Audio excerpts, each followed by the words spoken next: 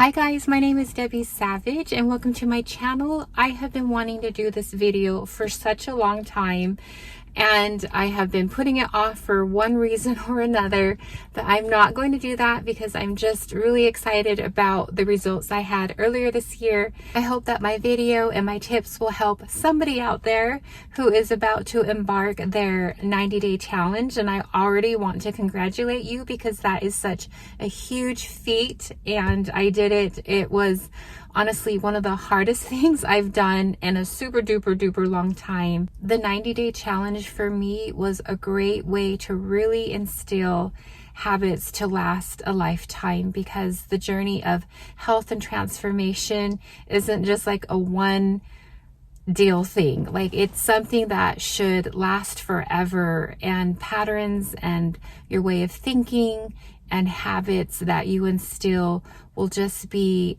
a part of your life all the time. Otherwise, you're going to struggle with it. Okay, my first tip in having a successful 90-day challenge is to find your new favorites. So let's just say your favorite is brownies, which is one of mine. And I swapped that out for a protein brownie recipe that was equally delicious, and I can link the recipe in the description box below. But if you deprive yourself of things that you really love, it's going to be really hard because your willpower is going to be really weak and you're going to be thinking about it all the time, and you could possibly self-sabotage yourself. So if you have something that you love that you just can't live without, find a healthy replacement, and that will make your 90-day challenge a lot easier. Okay guys, I cannot emphasize this enough, and it totally makes a huge difference. It is tracking your food, and people say it all the time, and there's just so much truth and value in that, because when you track your food, you can make really smart choices about what you're going to eat. Because a lot of people, I've done it too, you can just mindlessly eat, or especially when you're out and about running errands, taking care of your kids, your blood sugar's low, and you just grab for what, what tastes good, what is easy and convenient. But also, if you do that, it's just going to unravel all of your effort. And it's not going to help you succeed in your weight loss, body transformation goals. So when you can see on paper, in a journal, or on an app, I love using MyFitnessPal, when you can see what you're eating, how much, what time, it really will help give you an understanding of what you're eating. And then that way you can make the best choice of the kinds of foods that you should be ingesting. So third tip is toss out your trigger food. And this one was really hard for me because I always like to have sweets in the house for the kids, like on a special day. And even though that it's hidden in a cupboard way in the back, I'll remember it, and when I'm on my period, I will head over and grab it, and then just feel terrible because it wasn't on plan and it wasn't what my body needed. So do yourself a favor and just toss the food out, donate it, give it to a friend. Just honestly, when going grocery shopping, just don't buy the type of foods that that are going to start this endless binging event, which happens to me. So yeah, just toss it out. And when you're starting this challenge, just go through your pantry, your fridge, your freezer, because there's lots of frozen snacks, like my family has all the time.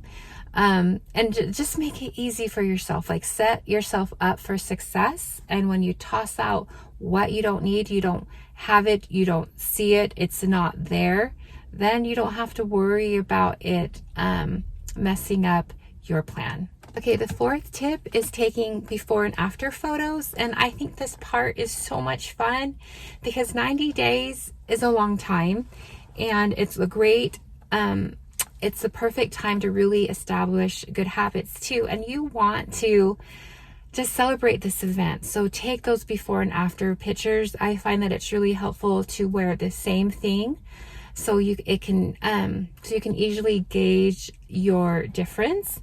And then I like to get on the scale with no clothes on right in the morning, first thing in the morning, after using the bathroom and taking my weight there. I weighed myself every morning. That may be too mental for some person, and you just want to do it, say, one time a week, like Sunday mornings or something. So definitely find a strategy that works for you, but make sure to weigh yourself, take measurements, and take those before and after photos, and it will be so exciting and so fun to see how far you've gone. Okay, the next tip is schedule your workouts. And this was important to me because life is just so busy and it can just consume you. I work from home, I'm a wife, I have 3 kids, and it's just hectic, right? And so for me, I had a day planner, and I would put my workouts in my Google Calendar just to make sure that I knew that this was a non-negotiable, that this was happening, that I was carving out time for myself to get my workouts in, to get my cardio in, and my weight training. So make sure to look over your calendar, look over your week, look over your day, and carve out that time daily to schedule your workouts. Because if you don't allot that time and physically go through the steps of blocking it out on your schedule, it's not going to happen. So make sure to do that for yourself and set that time in to get your workouts in. Okay, tip 6 is just say no. And for some people, this is super easy for them. And I've always admired people who had those kind of boundaries and would just say no in an instant. And for me, as a recovering people person, saying no is often difficult. But I knew that it was really absolutely critical that I created boundaries for a successful 90-day challenge. And if there were events where I knew that there was going to be lots of delicious food that wasn't in my plan, obviously, or I just didn't have the willpower to be tempted by it. Like, let's be real, it's hard. It's hard to be at social events when you can't indulge as you see your friends, your coworkers doing. And so I learned to say no, and honestly, I didn't feel any guilt because my eyes were on the prize. I really wanted to have a killer, successful 90-day challenge. I almost became antisocial too, and I feel bad, but again, I had to really just minimize my schedule and the stress and my time and energy, because you only have so much. And my priority was to, again, have an amazing body and mind transformation. So there is power in saying no, because when you say no, you are saying yes to yourself. And that is so important. It's huge in self-care. So just remember the power of no. Okay, for tip number 7 is kind of getting used to feeling alone. I don't think, people talk about this much, or you don't consider it when joining start embarking on a 90-day challenge, that you're gonna feel isolated. You're doing something completely different, unless your spouse is doing it with you, or your partner, or your friend. For me, I was doing it by myself, and I had to remove myself from social situations. At dinner time, I would have to feed myself first and then make my family's meal. And it was kind of sad to not be able to eat with my family at times, because I didn't want to be tempted. And you have to kind of get in this mindset of, honoring your space and your time and your headspace. For me, it was just removing any variables that would cause me to be tempted. And so that meant at times I felt left out and I felt isolated. And again, I felt alone. So if you feel this way, please know that it's normal and it will pass. But again, if your why is strong, like, why are you doing this?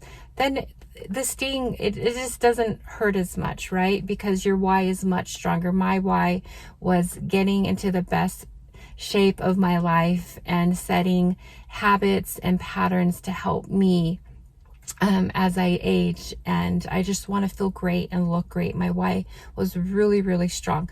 But just know that that feeling of loneliness and, you know, kind of feeling sad here and there because, you know, you're not doing what everybody's doing is normal and real, but don't let it set you back, and just know that you are just setting yourself up to have a major win.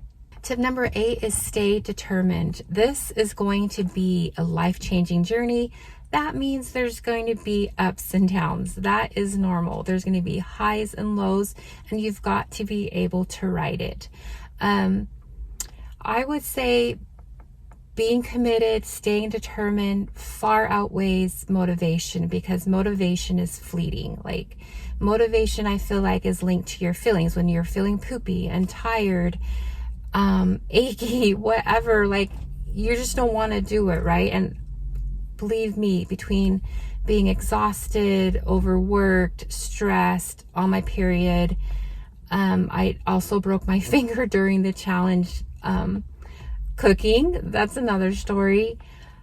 Anyway, I just stayed committed. I stayed determined. I found ways to work around my injury and use that. Motivation, again, is very fleeting, very fickle. You can't rely on it. It comes and goes, right?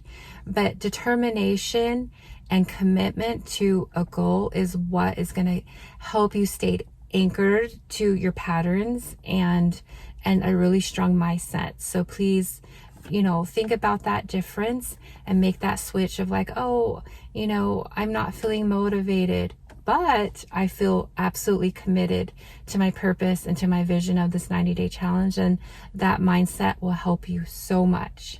Okay, tip 9 is get back up. I want you to know that I made mistakes during this challenge. I mean, my finger breaking during the challenge was obviously an accident, and I wish that hadn't happened because I feel like I would have had better results. But I didn't let it get to me, even though it was really, really devastating. I had to wait a few days for it to heal, and then I just I really focused on my lower body and my cardio and my other arm. But yeah, like, things are going to happen. You're going to have a slip up. You are going to eat that cookie and it turns into 6 cookies, right? Or have that candy bar or whatnot. But please don't beat yourself up. You are doing something so amazing, something so hard that not a lot of people are going to want to do. So basically, my take home for you is, if you fall and you mess up, it's going to be okay. Just relax, get back up. We're human. We're supposed to make mistakes, but just make that change to be better and don't be hard on yourself. And the final tip in having a successful 90-day challenge is to find ways to be accountable. So the 90-day challenge, the first phase 1, month 1, I gave it my all, but at the end of the month, I realized my MyFitnessPal was not set up correctly. It was set up as keto, and I wasn't doing keto, and that messed things up, and I was super bummed because I wasn't making enough progress as I thought I would in those 4 weeks, but oh well. And then I was on a wait list for a online coach, and finally a spot opened up, and I'm so thankful for that. And I really, really needed a friend, a coach, to help me stay accountable. So whether your coach is your partner, your best friend, a group, find somebody to help you stay accountable. If you want to make an announcement on social media and document your progress and your experience, it will help you stay committed. And I've done challenges before on my own, and they've been good. I found ones where I had a coach just on my side, cheering me on, helping me with my mental blocks, giving me strategies to overcome obstacles, and just really being there for me was incredible. And my coach, Sammy, was amazing because I really, really needed her. I think as being a mom and a wife, you're there for your clan, your people, and you often forget about yourself. So it was so nice to have somebody there for me to cheer me on, to guide me, to redirect me, and to just remind me that I could do this. And so I just want to share with you how important it is to find a way to stay accountable. Okay guys, so that was it. Those are my 10 tips in having a successful 90-day challenge. Thank you for watching my videos. I hope that I hope all of those tips are helpful to you. If you have a favorite, please let me know. If you have tips to share, I would love to hear. And don't forget, guys, to celebrate, because this is huge. And what did I do to celebrate? I got a tan. I haven't had a tan in forever for my after pictures, and it was really, really fun. I got dolled up, and I got a new bikini, and I just felt and looked amazing. And it was honestly such an amazing experience, and just set a great path for me to continue my journey. Currently, I am reverse dieting, and I'm going to make another video about my experience, and I'm excited to share with you my journey before I head into my second cut. But anyway, guys, congratulations on embarking your 90-day journey. I wish you all day success. You've got this. I can't wait to hear about it, and I will see you guys in my next video. Bye.